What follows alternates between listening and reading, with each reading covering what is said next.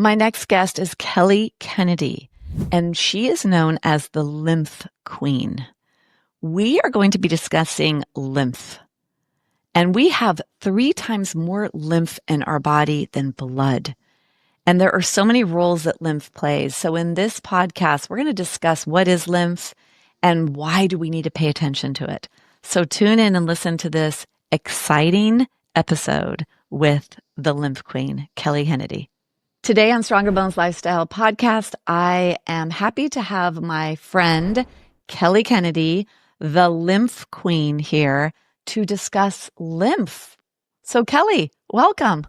Thank you so much, Debbie. I am thrilled to be here because bone and lymph go so hand in hand. I talk fascia a lot too, and you can't talk lymph and fascia because they all connect to the bone and our overall health. So this is a perfect opportunity for us to mesh our worlds. Yeah, so let's begin because many people may not have even heard of lymph or what is lymph. So maybe I think we need to start with what's lymph. Yeah, it's a great question. Lymph is a network like our circulatory system. However, it doesn't have a pump, and it is actually part of our circulatory system. So it has vessels, kind of like our arteries and veins, but they're smaller, and they go all the way from our toes all the way to our head and around every single, they touch every cell. Then we have lymph nodes that are like where the vessels dump into that are small. We have between 600 and 1,000 of those. Then we have the lymph organs, which are the spleen, the small intestine, the thymus, the bone marrow, the appendix, and the tonsils. These are all part of our drainage, immune, circulatory system that not only takes out our trash, because now lymph is talked about a little bit more. People know it's kind of the drainage of the body, which I'm so excited to talk about. However, it also circulates nutrients, fats, and identifies invaders and toxicants so that the white blood cells, which are made at different organs of the lymph and are matured in other organs of the lymph, can then be properly sent out, if you will, to the entire circulatory part of the body. The lymph drains into our cardiovascular system. So it also goes hands in hand with that. So we cannot live 1 minute without our lymph system. And Debbie, we have 3 times more lymph fluid than we do blood. And yet it's not talked about. It's kind of like this, unless you know somebody who's had cancer, typically the word lymph hasn't even been in your peripheral vision. Yet for me, it's the foundation of all wellness, health, vitality, regeneration is found in the water of the body, which is your lymph. Okay, that's crazy, right? Because you're right. And most people don't. And it's really interesting. All the things you're talking about there, everything you're saying about lymph, like it's so weird that we just don't know that much about our bodies, that we don't know much about health. I think that maybe when we get sick, we start to think. In my world, it's diagnosis of osteoporosis or osteopenia. In the cancer world, you have cancer. And you're right. That's where we hear about lymph nodes, right? So we hear that term there. So interesting that this amazing magical system that is so integral to health, that is everywhere in our body, that is as big and vast as it is not something that we focus on, know about, know how to keep it healthy, know what are the important aspects of it. It's just really fascinating. And I think that this is, what you do in terms of educating people, because it's even deeper and we're going to go into the deeper parts, but that's what you're doing, educating people. And I love, because we are going to tie in, my community is mostly women with osteoporosis or osteopenia. So why does that matter? And I think we can learn from you because you have stories to tell. So tell me, like, how you got into lymph, and even there's a bone connection. Yeah, because it's all connected, right? So first of all, what you just described, and thank you, you did a beautiful reflection of what I said and summarized it so well. And as you were saying it, I now know why the analogy of the blue ocean is so perfect on every level, because like the ocean, we know very little about it. It covers the majority of the earth. We can't live without it. It's comprised essentially of, like us, it's salt water, which we're mostly made of. The minerals in the ocean water are the exact same as our blood plasma.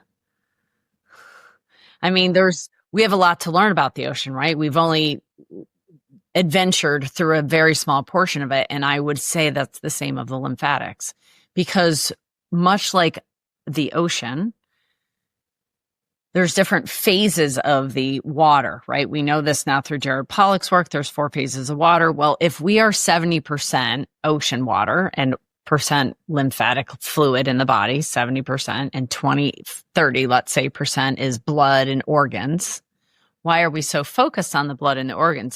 That would be like only paying attention to the land and ignoring the air and the water. And I feel like that's exactly what happened. We forget about the breath, that we can consciously breathe in and exhale. And actually we drain out, detoxify out through our breath, which is a lymphatic move. And I teach the top 10 for free, top 10 lymph nodes and how to pump them and how to open and drain them. I teach people how to drain the filters. I have lots of stuff that you can pay for, things you can get for free, all to begin to understand this. Yet for me, it's like learning how to get clean water in your home. Are you aware that the majority of the water that when you turn on your faucet isn't clean? Or do you just assume that it is? And then you look for every other problem with your house when the foundational problem is you don't have clean water. And that's the same in our body. We spend a lot of time on blood work and what's going on for our organs and what's going on for the function. Yet all of that is signaled. The cells are signaled so that organs can function by the environment that the cells live in, by the culture.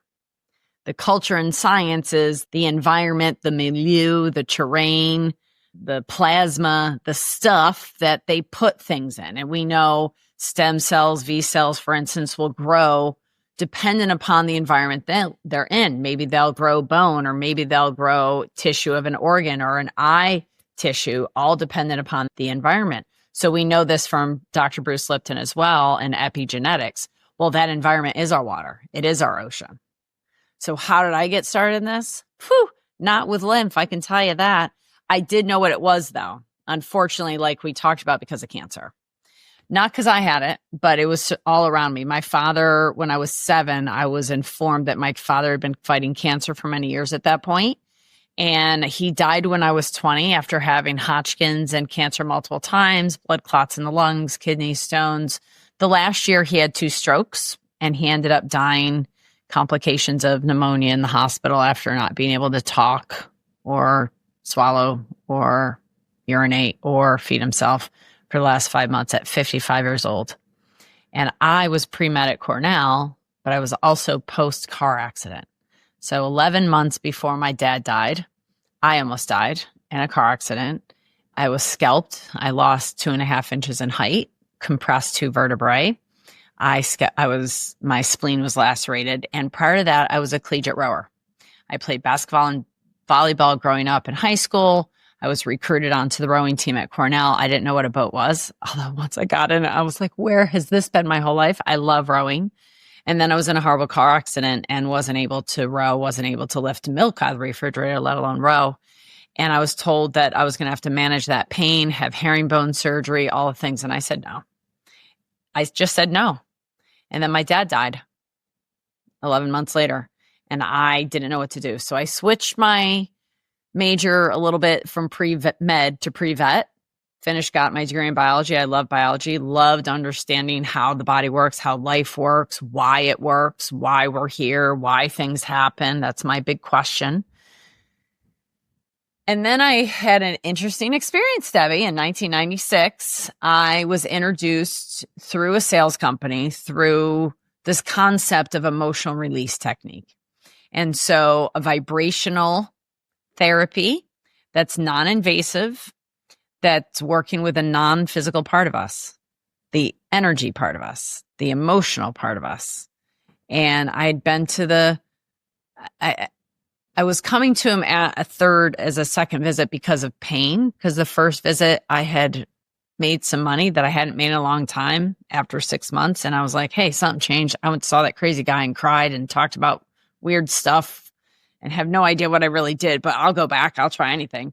Because, those out there who have been to all the practitioners, you've been to the neurologists and the chiropractors and the pain specialists and the orthopedic specialists and the support groups. And I was still living on Vicodin and Flexeril. And then I met a guy who did a non-invasive technique on me the second time for pain. And the third time my visit was, what the heck did you do? And how do I make sure the pain doesn't come back? And his answer in 1996 was energy. And my response was frustration because I didn't know what he was talking about, even though I had a degree in biology from Cornell. And when I said, what do I do to make sure the pain doesn't come back? He simply, profoundly, and eloquently just said, be. And I spent the next 27 years figuring out what the heck he was talking about being and what the science of energy was really about. And now Ian, which means charged particle, was that practitioner's name, is now my husband. And we have a 12-year-old and a 20-year-old practice. And we see clients from all over the world that have been everywhere, tried everything. They end up at our center. We deal with the biggest part of their body. On a physical level, the lymph and the fascia, which wraps around every part, suspends the body, and actually gives us our structure that is supported by the bones. And then we work on the emotional, non-physical part of the body, the mental part of the body, the emotional aspects of life, which we mostly are. And if you think about water, it's highly emotional, right? Like the tide changes, the moon changes, and the water shows you, reflects that back. And we are mostly water, and we just reflect back our environment.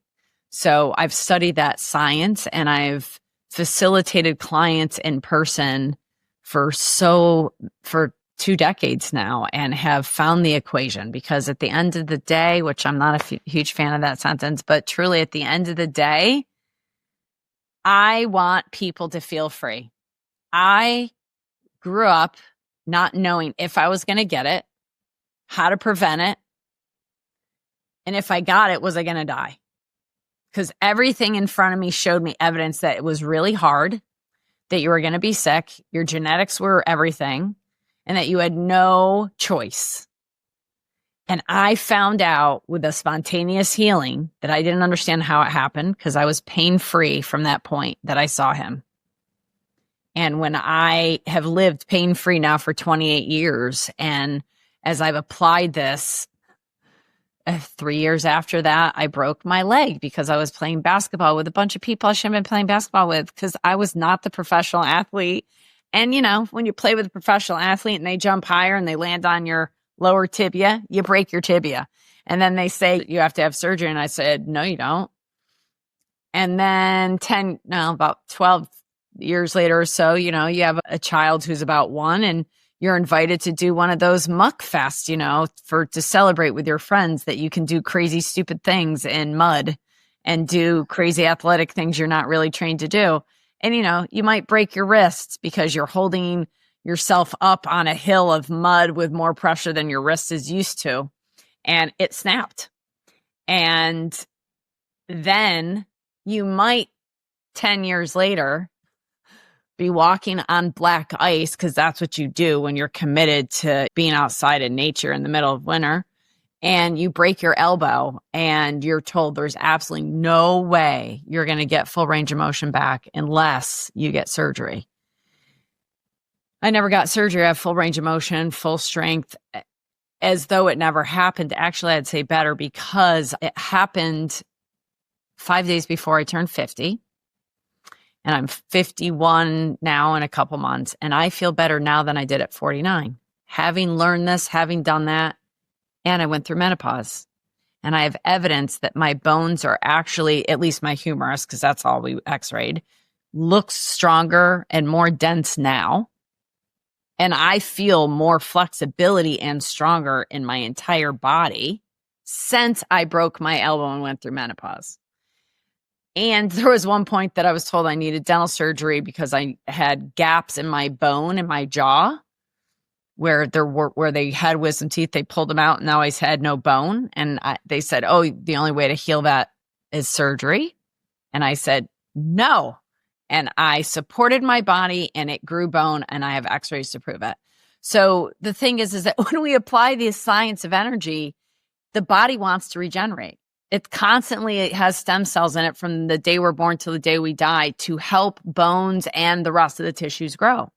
And when we know how to apply the right pressure to create expansion, and we don't get smaller and go into fear mode, and we actually expand into trust and love mode, it's truly magical what the body can do. And I'm here to prove it. And that's what I'm here to teach.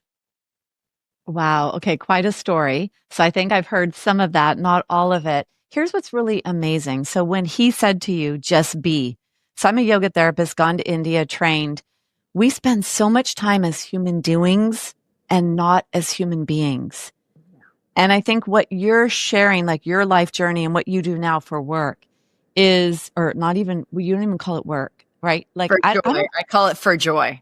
Yeah, I don't really call this work. Yeah, this is my career, my mission, my passion. It's practice, right? I mean, It's practice. everything is Yeah. practice, right, Debbie? I Yeah, mean, everything. it's a yoga practice. It's a breath practice. And this is a life practice, an energy flow practice. So, yeah. Yeah, and I guess part of that is because it's so easy to shift into the human doing mode, and it's so hard to be and to be in the human being mode. So it becomes a practice then of remembering and going back to that place of human being and tapping in. And what I think your story really represents is, conventional medicine, traditional medicine has been controlled by big pharma, big healthcare, big food. And we've disempowered people to understand that we actually have this internal healer within, and we need to support it, whether it is with the foods we eat, the thoughts we have, the movement we do. And your journey, you said no to surgery with a tibia, no to surgery with a wrist, no to surgery with your elbow. No to surgery with tooth compression and thoracics. That was the first no. Yeah. And then no to spinal compression fractures. And, that's usually in conventional medicine, right? We have medications or surgery. And I'll tell you, especially spinal surgery, it's not always good. I mean, I have so many people that have spinal surgery that just doesn't work. Right. So you said no to surgery, but the big thing is you trusted Ion, you trusted this wisdom, and because it worked for you, you now share it. So let's talk about that. Let's talk about that part of trusting and tapping into that inner healer. Because that inner healer, when we see how vast the lymph is, and just a little side note, when you were talking, I just saw a Netflix documentary on the Titan. The Titan was that submersible that imploded. It was going down to the Titanic. And when they're talking about how low down on the ocean floor the Titanic is like, think 4,000 meters, which is 2 miles. When you hear 2 miles and you think about the depth of the ocean being 2 miles long in some parts, and I'm sure that that's not even the deepest part of the ocean. Right. It makes you really realize that when they say it's 70% water, that it really is. I mean, the depths of the ocean. And so when we talk about the depths of the ocean, when we think about water, we think about us being 2/3 or 70% water, and how the lymph is such an integral part of this. And then we have this internal healer. You healed bones with this energy. Well, I facilitated. So I'm going to interject for just a moment and just say that just like anything, the first time we do it, it feels hard because we are unconsciously incompetent. We don't know what we don't know. I've been practicing this for 28 years. It was hard in the beginning. Now it's easy. Not saying I wanted to. When I broke my elbow, it took about 4 seconds for me to lay on the ground in the parking lot of an urgent care that was closed due to the nor'eastern storm we got, which is why they hadn't salted, which is why I was walking on black ice across the street from my chiropractor, who would do the x-ray 12 days later to validate that I actually had indeed broken my elbow. Like, that's cosmic comedy at the biblical level on the day Pluto went to Aquarian. Come on. Oh, and I was supposed to fly to Florida that day because I don't want to be in cold weather because I don't like it for my 50th birthday. Instead, so I laid on the ground 4 seconds later, knowing the amount of pain I was in, knowing I'd also dislocated my shoulder, and just laid there and was like, really? Really? This is what I need to do? Because nothing in my life hasn't happened to me. It's all happened for me. And it was hard in 1994. Only by 2024 was my life harder. My dad died and I almost died in 1994. Why was it harder in 2024? Because I was running a business. I have a 12-year-old. I have commitments and responsibilities I didn't have at 24. Plus, I knew so much that my ego was like, great, hurry up and do this in 3 weeks. You got 3 weeks. And I had to fight time and know that it was inevitable finally. And it took 8 months for me to get full range of motion. And it went from like 30% to 100% in 24 hours because I made a choice. And that's the hard part, is the choice. Because once you get used to making a choice and you get used to knowing what to do to practice it, it becomes easier and easier. And to be honest with you, that other world is hard for me. When I got the x-ray 12 days later and was like, I think I'm not going to be able to do this by myself because the pain's so intense. I think I have to look at it inside. My chiropractor did the x-ray. Debbie, can you believe Kelly Kennedy, said a profanity when I saw the x-ray? I know. Can you believe it? And he was like, I'm so sorry it's broken. And I said, no, I'm not sorry that it's broken. He looked at me so strange. And I go, I'm just sorry. Now I have to deal with like the orthopedic surgeon. I got to like advocate. I got to be nice. I got to like, la, la, la, la. Because I know they're going to tell me they want surgery and I'm just not going to do it.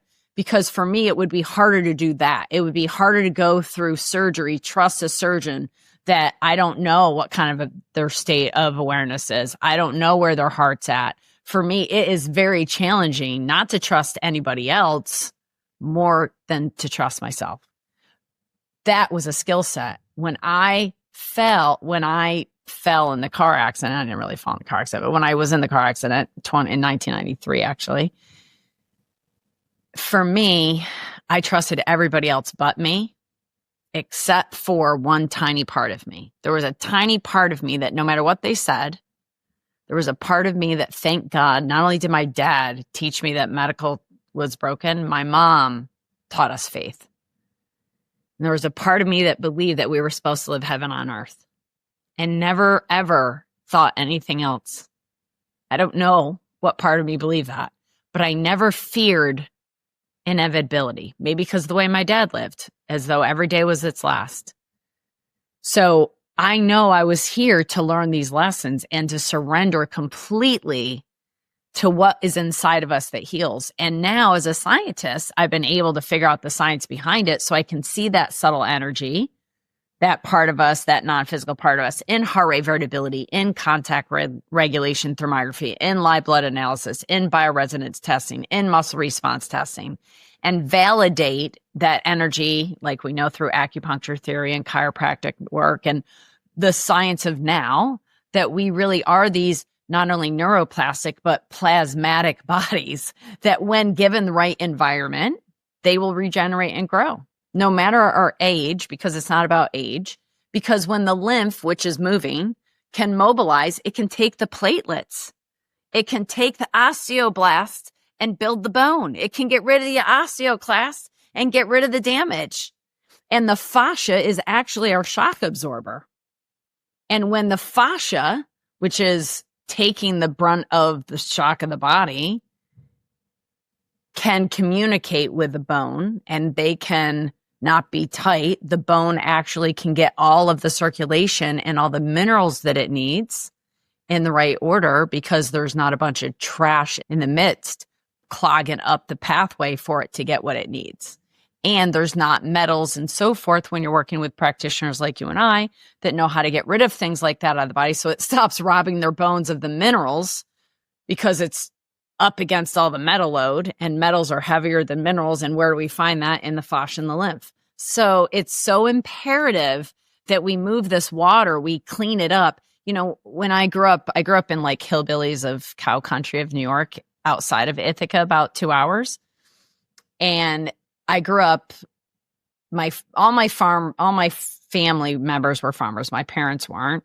However, I grew up down the street from a pet store. So I grew up also in a pet store. And when a fish got sick, the first thing we did wasn't medicate the fish. We changed the tank the water was in, or the fish was in. We changed the water. And oftentimes you never needed to put the blue drops, which was methylene blue actually, in the water of the aquarium for the fish to get rid of the ichthyosis, which is the most common fish disease that they get, little white drops. It's like their version of strep. It's from stress, from a stressful environment. We live in stressful environments because of toxicant load, metal load, immune load, tight-fitting clothes, Wi-Fi stress. The biggest one is emotional stress, mental stress. I call it the MEN network, mental emotional network. The mental emotional network is a little stress, and it's 90% of our bodies. And it lives and is reflected in the water, because water is just the vessel that holds the information. And we know this through water crystal science, through Emoto's work, Gerald Pollack's work, Veda Austin's work, Rasmus Gaut-Bergenhaus's work, all that the fascia and the water holds these water crystals. And if they're beautiful water crystals, then we have healing and regeneration, and the energy flows in that direction. And if we have stagnant, then we get degeneration and the body gets dis-ease. And we can turn anything around with a decision and a choice at any point in time. You could be 99 years old listening to this, or 107. And today you have the choice to pause, take a breath consciously in through your nose, watch it down deep into your diaphragm, exhale it out. If you can use your hands, you can start pumping your lymph nodes, and you can start opening up the trash and exhaling it out, and watch your bowels increase, watch your sweat increase, watch your urine input increase. If you're if you're 30 to 65, your period may show up. If you haven't had it, it's going to change as you work your lymph. The sign of wellness is fertility. So the body wants to become fertile. So it's going to work with that system, because the blood is another way for the body to get out toxicants. So if we had heavy menstruation and clotty blood cycles and so forth when we were sick, we typically have bone dis-ease later on, because it's all a sign that the body was deficient in minerals and full of toxicants. So now here we are, and we're like, hey, I want to rebuild my bone health. Okay, there's plenty of ways to do it that Debbie teaches. And start one, look at the work that I do in regards to the fascia and the lymph, and getting that water of the body to start to circulate. Now, ladies and gentlemen, most of you ladies, this is Pandora's box. This is the stuff that you have felt, that you bit your tongue saying that you didn't say anything. The amount of things that you have, quote unquote, swallowed in your life. The things that you knew to be true that nobody else would listen to you. You felt strangled, so you swallowed them. The amount of times that you have, quote, bit your tongue and your jaw has been tight, and you're like, it's fine, thanks, and nothing's fine. That's all in the lymph system. So go slow. We don't need to sledgehammer it open. Just gently and slowly learn, consciously. Now you're consciously competent. Now you know what to do. Now you know you didn't know. First, you don't know what you didn't know. Then you know what you didn't know, which that was 10 minutes ago. Now you know what to do about it. And now you practice it until you get unconsciously rather, don't even have to think about it and do it. And 28 years in, doesn't matter what happens in my life. Doesn't matter if it's physical stress, mental stress, emotional stress, energetic stress, spiritual stress. Doesn't matter what I eat. I'm a flexitarian. My blood is awesome. My labs are people don't even believe them. They're truly incredible. And I don't use that word lightly.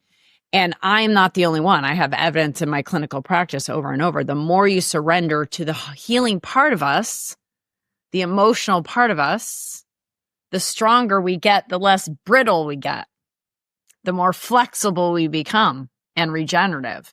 We can become like a young sapling again, unlike an old tree that breaks when it's pushed up against or has a strong wind, right? We have a consciousness and get to choose and change our environment and move and become more flexible. And it starts with vibration, which I'm sure Debbie teaches a ton. Yeah, there's so much here that you're saying. Like, as you're saying, I'm like, I got to bring that back, got to bring that back. Okay, first the word trust.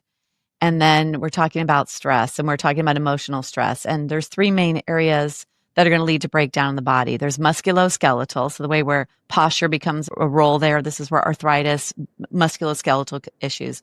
Then the biochemical, physiological, that could be toxins we're exposed to, food, that's where the gut plays a role. But this last piece, this mental emotional component, really our body is trying to stay alive and safe. So what happens in the brain, what we perceive, what we take in through our senses, the information we eat with our eyes, our ears, our nose, and our mouth, we're eating with them, we're consuming. And then that creates a whole, biochemical reaction, right? That cortisol, that stress, that tension, all the stuff that you're speaking about here. I don't think we realize that enough, Kelly. We really don't think of that. We don't realize that stress is playing a role so high-heartedly in the very top of the funnel with so many of our illnesses. And this generation, this population that I work with, I'm going to say 50 plus, maybe 60 plus. We were, and I mean, me too, I'm in my late 50s, but we were like biting our tongue, watching our P's and Q's, being nice. We were doing all that. And I see it with women with osteoporosis or osteopenia that feel like they're being bullied or pressured to go on medications. And for those that don't want that are natural, like me, I rip up prescriptions when I leave my doctor's office. I'm a non-medication type girl. I'm not erotic. I have a hip replacement. I've had surgeries. I do things. But there's still that, not I'm neurotic. I won't take anything. I took 4 ibuprofen when I broke my elbow and dislocated my shoulder in the course of 7 days. Oh, gosh. Well, you're tough. Didn't mean to interrupt. No, it's not about tough. It's about trust. Going back to what you said, it's about trust that the pain is there for me and to not hide away from it. And I'm a rower and we're a little nuts. So go ahead. Okay. Well, yeah. So trust is that word that comes up. The awareness, right? Turning on the awareness that we are vast, that the lymphatic system is huge for detoxification, for movement, for flow in our body, for immune function and hormones. I interviewed a gynecologist and she was explaining that the way the hormones move throughout the body is in the lymph. For fat, like the fat moves throughout the lymph, like especially fat soluble vitamins, A, D, E, and K. Vitamin D, vitamin K, so important for bone health. So the fact that we have this awareness of this is what we're dealing with here. And this is why we care about, did cancer get into a lymph node, right? Because then we start to know, did it go into the place where it might go other places? Because then it goes everywhere. So we have to raise our awareness first to this vast system. And then we have to trust this inner healer that you're talking about. So for the listeners, we brought up a lot. Hopefully the awareness came on. We're learning about lymph. Then we have to realize we trust that inside of us is this inner healing physical, right? We're talking about physical structures with lymph, but you're bringing up actually to all the energetic components of us. So what are some things, and you so quickly said, and you just pump here, pump there. And I know we're going to share in the notes your free opt-ins. We're going to share a link on how to work with you or to learn more. So that will all be there as well.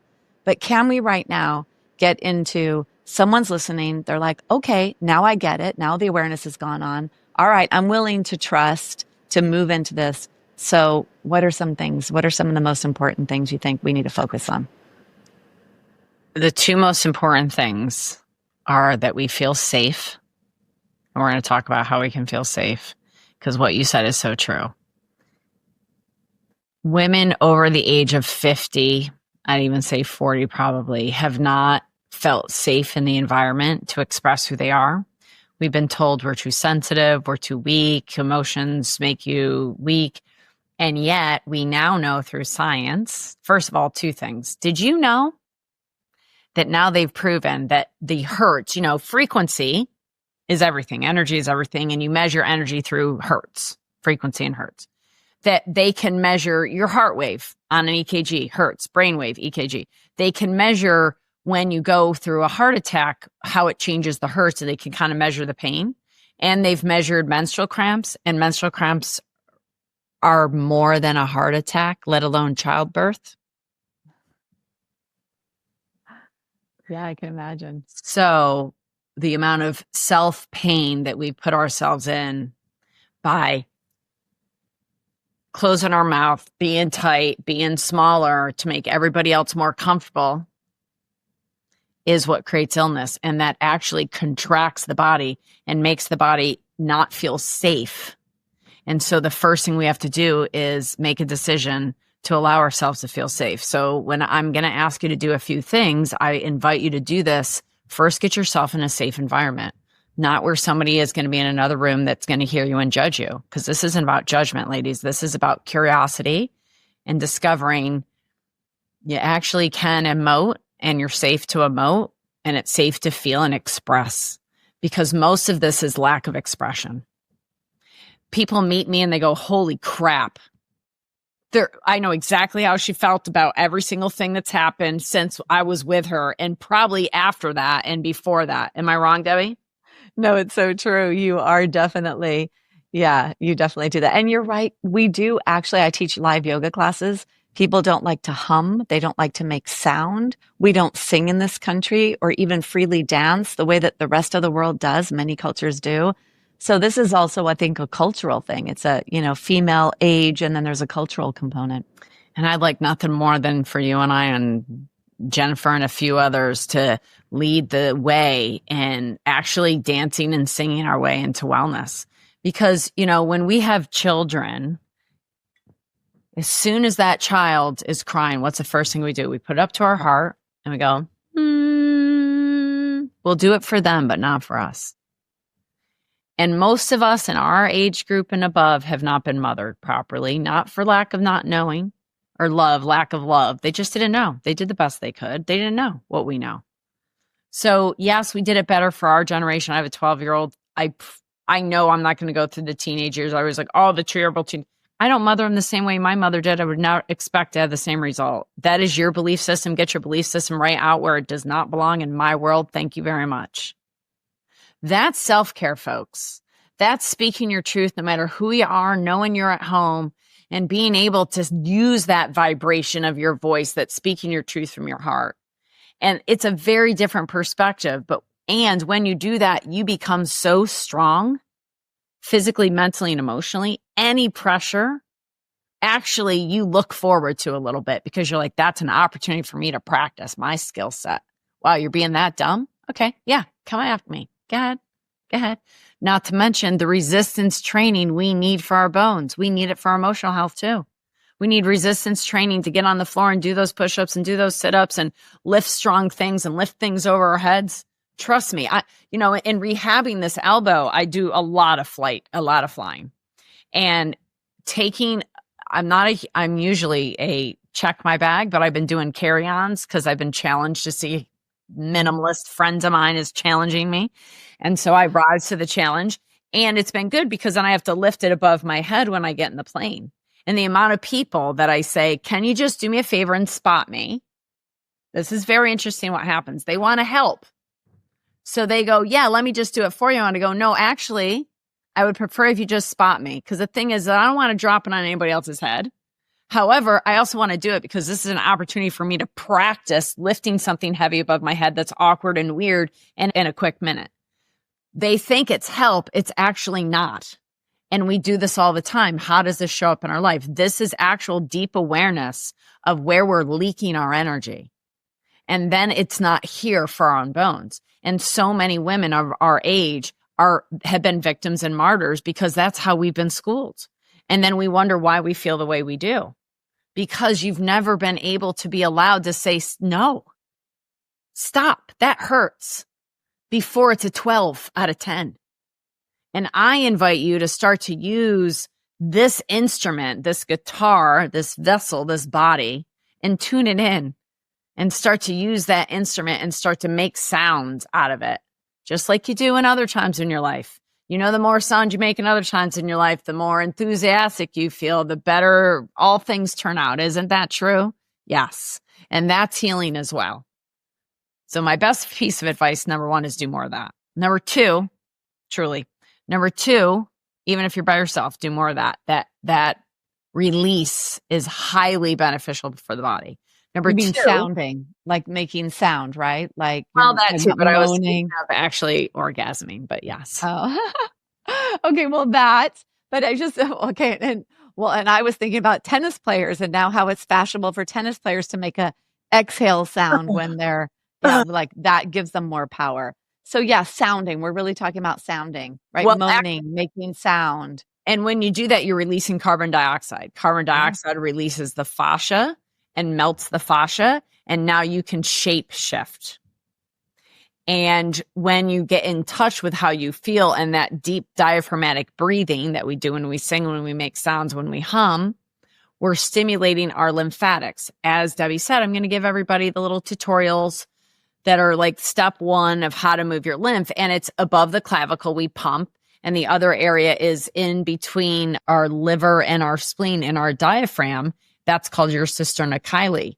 And when we do this deep conscious breath of our diaphragm, we automatically pump those through our breath. And then we teach you how to pump them with your fingers or use fun tools that look precarious, but will release your fascia and your lymph and help open that up with a vibration, because vibration works. A lot of people have vibration plates, like vibration platforms, and I really love vibration as long as you first open your lymph nodes. Otherwise, you're just moving the trash around the house.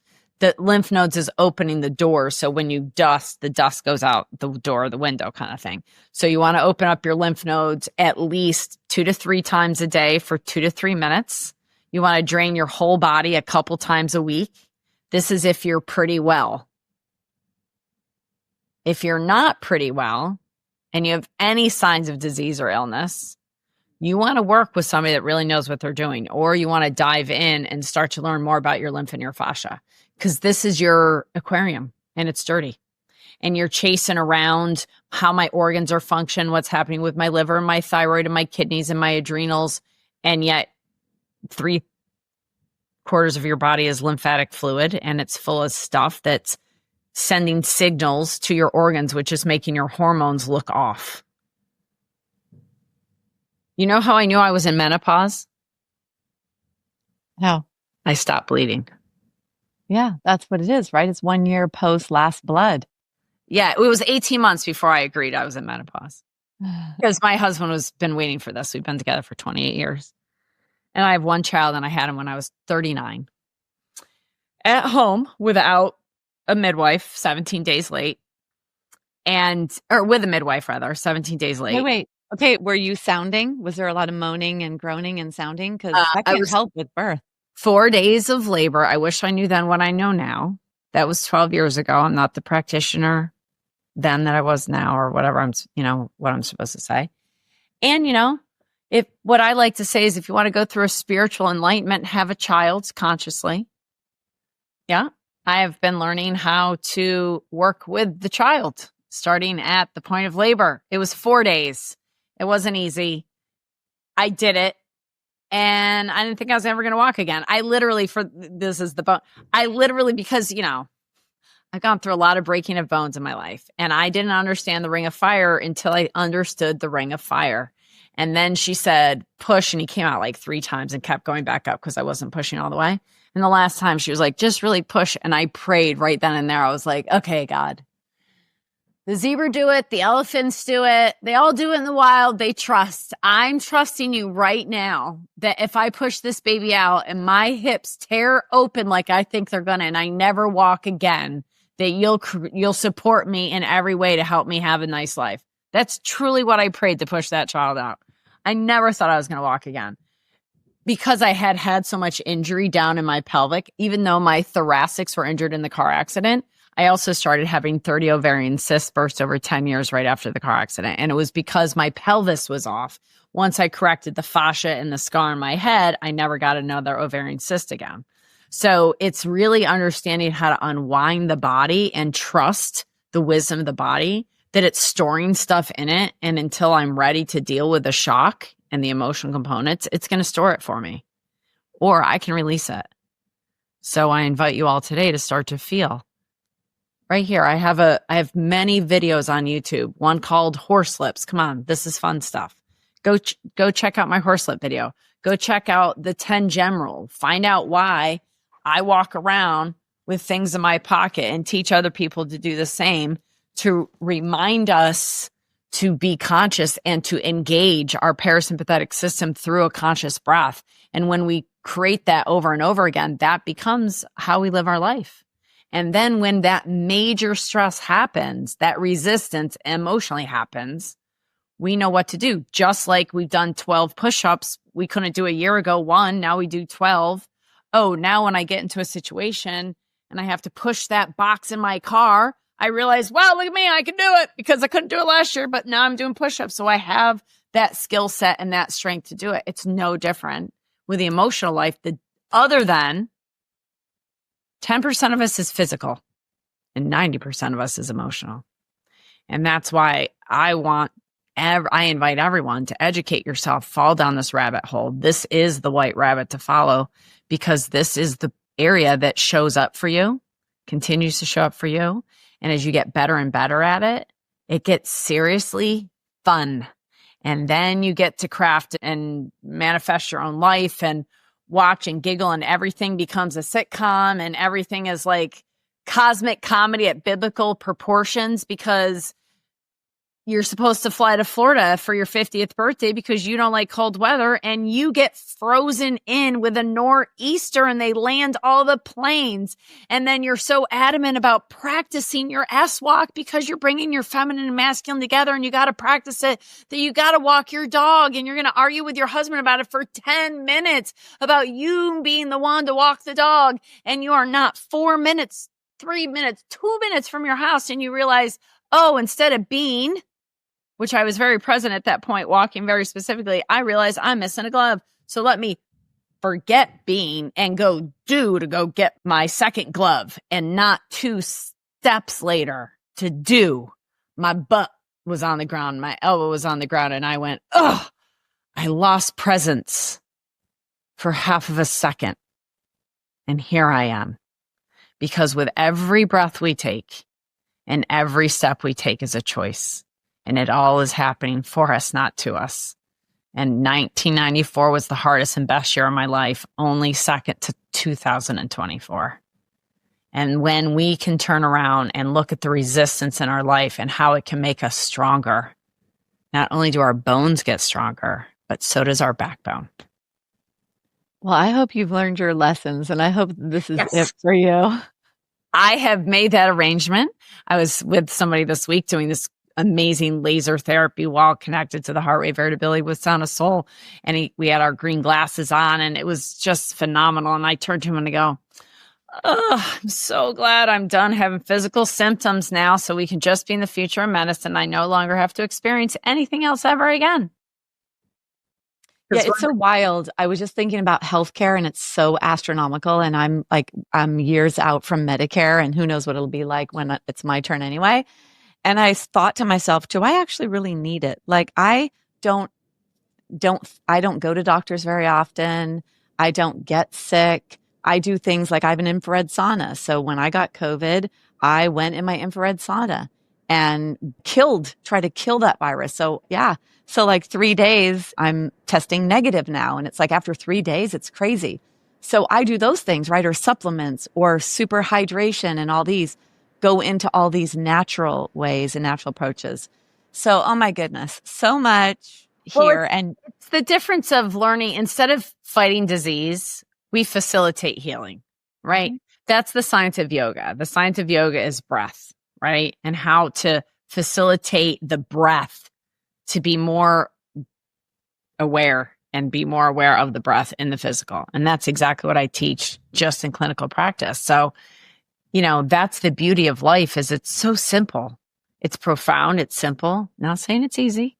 That's why I created, podcasts and forums and immersions and in-person retreats and all the things, because, applying the science of energy is a lot different than the philosophy. But when you start to understand the philosophy, then you next want to know, how do I apply it? And you can start with an exhale, a hum, creating a safe environment, feeling some stuff by touching your body and going, is there any area that's sore? Go watch my videos and you'll find them, because I tell you where they are. And those are all free on YouTube. and then start to express. Oh, and then the next time you find yourself in a situation where it's a little more challenging, you may say, oh, I have practice doing this.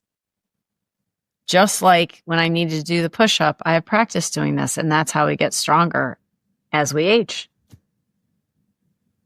Sorry. Yeah.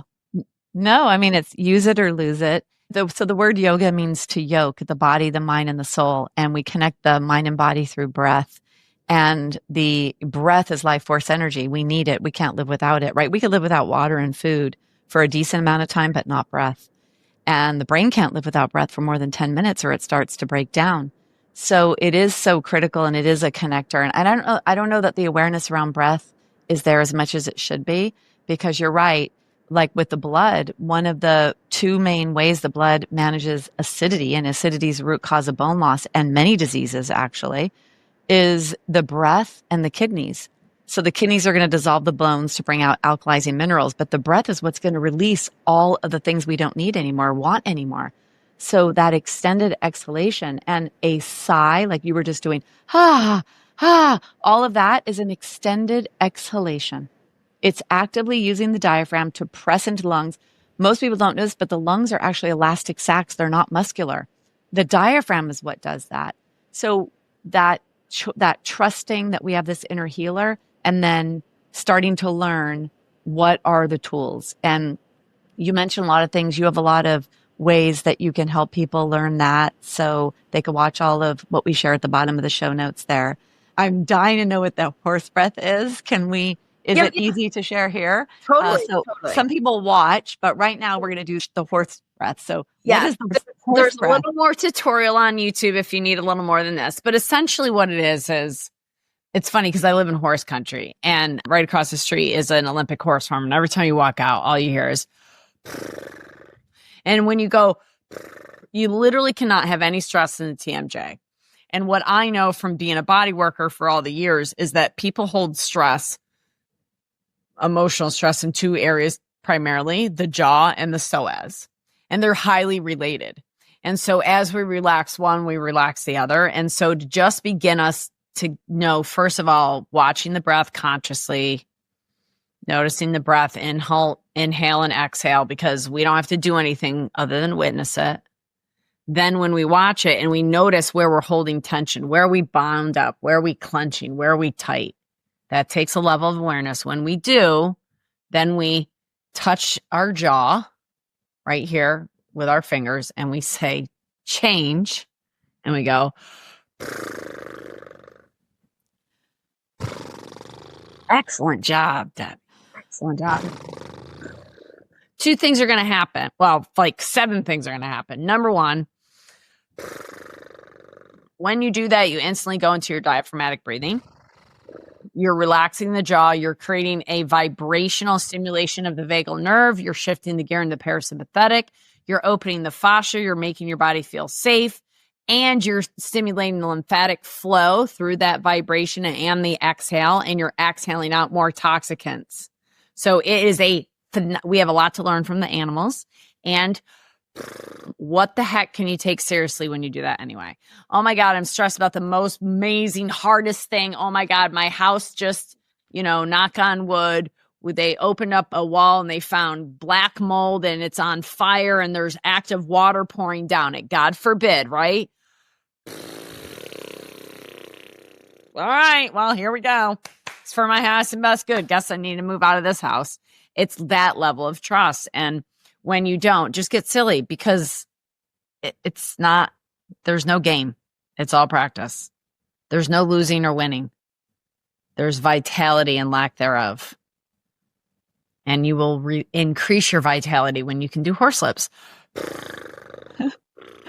Kelly, I don't know if you know this. So we owned a horse for 10 years. And when you're around a horse, the way that you could tell the horse is relaxed is when they do. That means they're in a relaxed, safe zone. Well, a lot of my friends are horse people, and we do a lot of horse-led therapy, and the horses have a magnetic field that's 10 times our size, right? And If you want to know how you're feeling, go around a horse and it will reflect your nature, but right back to you. And if the Yeah. horse isn't going, then neither are you. Right. So go do your horse breath with a horse. All right, Kelly. So much. Cannot wait to hear feedback from this episode. Lots to learn. I'm sure that there are a lot of ahas that happen here. And I'm sure that right away women will look up, okay, go to the links on the podcast and figure out what's going on and what does she teach and all that. So thank you so much for doing what you do, for sharing what you share. Sure. My pleasure. And thank you for the same, Debbie. I mean, as you and I said before we were recording, the vision, the perspective of health, particularly bone health, lymphatic health, wellness, and what it's about is so misunderstood. And spreading light, information allows people to make choice. And choice is real freedom. So thank you for doing what you do. Yeah, thanks. Thanks for being here.